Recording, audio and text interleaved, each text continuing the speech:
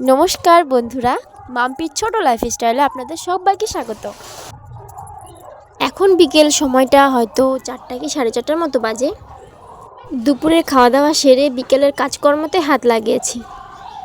ঘর উঠোন এগুলো ঝাড় দেওয়া শেষ। এখন ঘরে ঢুকেছি একটু জামাকাপড় ভাঁজ করার জন্য। প্রতিদিনের তুলনায় আজ কয়েকদিন একটু জামাকাপড় বেশি ধোয়া কাচা হচ্ছে। তার মধ্যে গতকাল বাবার বাড়ি থেকে ফিরেছি। আরও আমাদের গ্রামে ভূষামণিতে চলছে অষ্টনাম হরিকীর্তন, যার আজকে 4র্থ দিন। যেহেতু রাত্রেবেলা যাব কীর্তন শুনতে, ফিরে এসে আর রুটি বানানোর ইচ্ছাই থাকবে না। এই কারণে এখনই সে কাজটা করে নিচ্ছি। আর একটু পরেই সন্ধ্যা নেমে আসবে, তার আগে আগে রুটি বানিয়ে তৈরি হয়ে নেব। দুপুরের মেনু সব কিছুই আছে, ডাল সবজি, এখন শুধু রুটিটাই করার দরকার। এই 4টে দিন যে কিভাবে চলে গেল। প্রতিদিন আমি একই চেষ্টা করে যেতাম, দিন থাকতে একটু তৈরি হয়ে কীর্তনে গিয়ে বসার, কিন্তু তার হয়ে ওঠে না। ছোট ছোট বাচ্চাদের নিয়ে তৈরি হয়ে যাওয়া একটা ভীষণ কঠিন ব্যাপার। সময়ের সঙ্গে তা আমি পেরে উঠি না। দেখতে দেখতে আমার রুটি প্রায় ভাজা শেষের দিকে। রুটি ভাজতে ভাজতে একজনকে খাওয়ারও দিতে হয়। সে রায়গঞ্জ থেকে এই মুহূর্তে আমাদের বাড়িতে ঢুকলো। রুটি ভেজে উঠতে উঠতে আমার কাছে এই ম্যাডাম এসেছেন শাড়ি নিয়ে। আবদার দিদি, একটু শাড়িটা পরিয়ে দাও। শাড়িটা পরার পরে তো খুবই খুশি, তার চেয়ে বেশি খুশি হাসিটা দেখে আমি। কেমন হয়েছে জানাতে ভুলো না। আবার এই দিদিমণিকে একটু তৈরি করে দিতে হচ্ছে। জামাটা তো একাই পরে নেয়, চুলটা বাঁধতে পারে না। ও তো সবসময় আমার মার কাছেই থাকে। হাতে কয়েকটা দিন এই অনুভূতিগুলো পাই, তাই আর ছাড়বো কেন।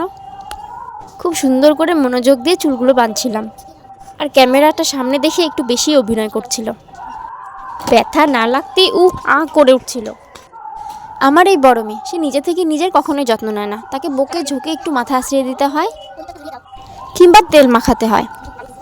এখন নাকি তার কাছে এসব সাজগোজ খুবই বিরক্ত। আর একদিকে ছোট দিদিমণি বসে গেছে সন্ধ্যা দিতে, তাকে প্রদীপটা ধরিয়ে দাও। এত কিছুর মধ্যে দুধটা যে গ্যাসে চাপানো সেটা আমি ভুলে গেছি। পুরে কয়লা দেখে মনটা খুবই খারাপ হয়ে গেল।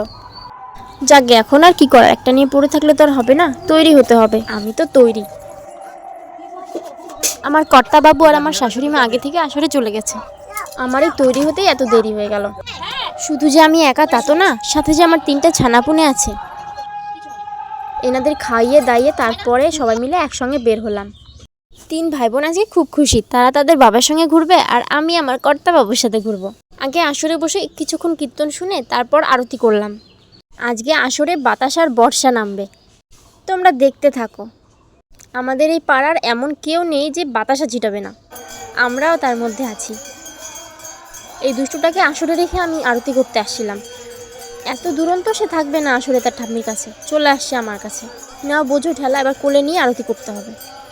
আর যাই হয়ে যাক না কেন, আজকের দিন আরতি করা ছাড় যাবে না। যতই কষ্ট হোক, আরতি তো করতেই হবে। এইদিকে শুরু হয়ে গেছে বাতাসার বর্ষা। আরতি শুরু হতেই সকলে বাতাসা ছিটানো শুরু করে ফেলেছে। দেখতে দেখতেই কিভাবে কেটে গেল এবছরের 4টা দিন। আবারও এই দিনগুলিকে ফিরে পাওয়ার জন্য আমাদের একটা বছর অপেক্ষা করতে হবে। এই যে কাটানো সময়টা, সকলের সঙ্গে কাটানো সময়টা, সামনের বছর আদৌ কি সবাইকে পাবো?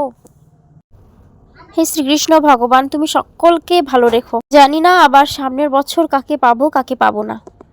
হে শ্রী রাধারানী, আমার তোমার কাছে একটাই চাওয়া, আমরা যেন সকলে মিলে আবার সামনের বছরটিকে এইভাবে আনন্দ করতে পারি।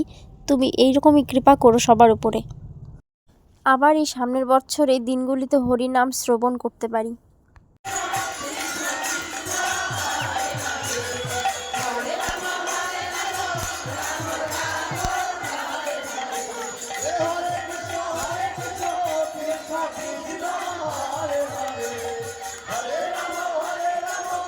এদিকে আমরা সপরিবারে নেমে গেছি আরতির মধ্যে। আরতি ছেড়ে আসার মনই করছিল না, কিন্তু এবার আরেক দল নামবে হরিকীর্তন গাইতে। এরই মধ্যে কর্তাবাবু বাতাসাটাও ছিটিয়ে ফেললো। এরপর সকলে মিলে চলে আসলাম বাড়ি একটু বিরতি নিতে। ক্যামেরাটা অন দেখে মেয়েদের যে ভঙ্গি, বেশ ঠান্ডা, এই কারণে সকলকে একটু গরম পোশাক পরাচ্ছি। এরই মধ্যে ছোট মেয়ের জামাটা খুঁজে পাচ্ছিলাম না।